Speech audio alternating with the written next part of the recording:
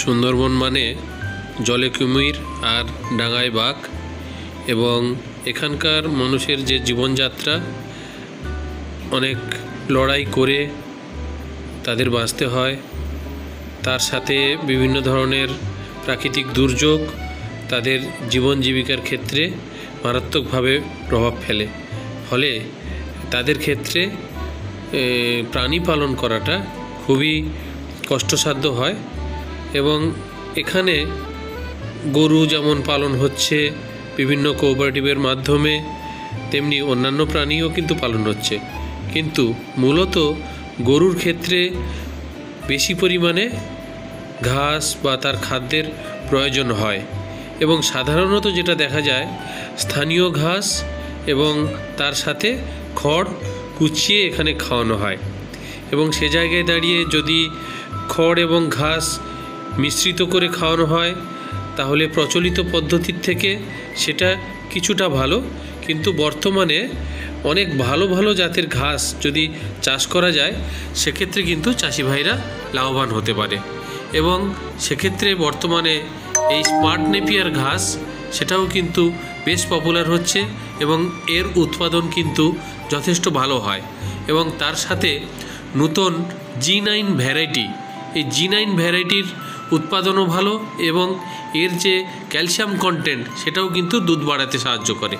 তাছাড়া বর্তমানে red Napier ঘাস যেটা আগে সুন্দরবন এলাকায় দেখা যেত না, বর্তমানে কিন্তু প্রাণী সম্পদ বিভাগের উদ্যোগে এই রেড নেপিয়ার বিভিন্ন জায়গায় দেয়া হচ্ছে এবং সুন্দরবনের মাটিতে এই রেড নেপিয়ার কিন্তু খুব ভালোভাবে কিন্তু চাষ করা যায়।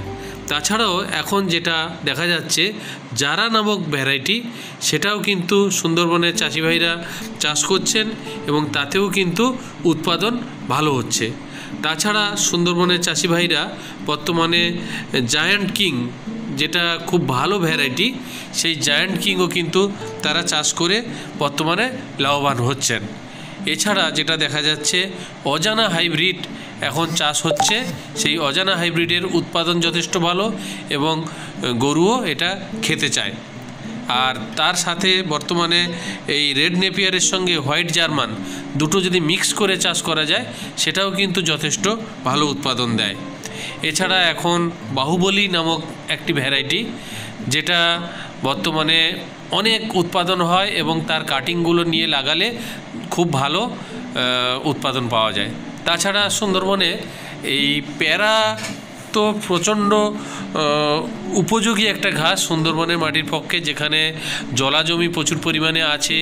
বিশেষ করে বর্ষার সময় এই প্যারার যথেষ্ট ফলন হয় এবং পুকুর পাড়ে এই প্যারা ঘাস লাগিয়ে যথেষ্ট উৎপাদন পাওয়া যায়।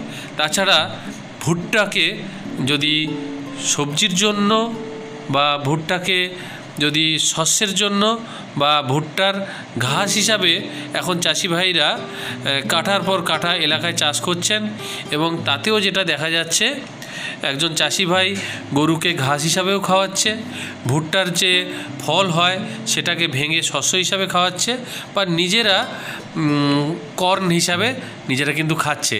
তাছাড়া প্রোটিন উৎস হিসাবে এখন মুগ চাষ, যেটা সুন্দরবন এলাকায় চৈতু মুগ বলে, সেটাও কিন্তু এখন বিভিন্ন জায়গায় চাষ করা হচ্ছে এবং এক্ষেত্রে দেখা যাচ্ছে গবাদি পশুর যে স্বাস্থ্য সেটা যথেষ্ট ভালো হচ্ছে এবং গবাদি পশুর থেকে যে উৎপাদন, দুধের ফ্যাটের পার্সেন্টেজ সেটাও কিন্তু যথেষ্ট ভালো হচ্ছে এবং সুন্দরবন এলাকায় বিভিন্ন কোঅপারেটিভের মাধ্যমে তারা কিন্তু যথেষ্ট দাম পাচ্ছেন।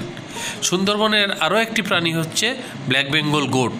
এই ব্ল্যাক বেঙ্গল গোটের ক্ষেত্রেও এই ধরনের সবুজ গোখাদ্য যদি চাষ করে খাওয়ানো যায়, এই প্রাণীর উৎপাদন এবং এর বৃদ্ধির হার অনেক বেশি হবে।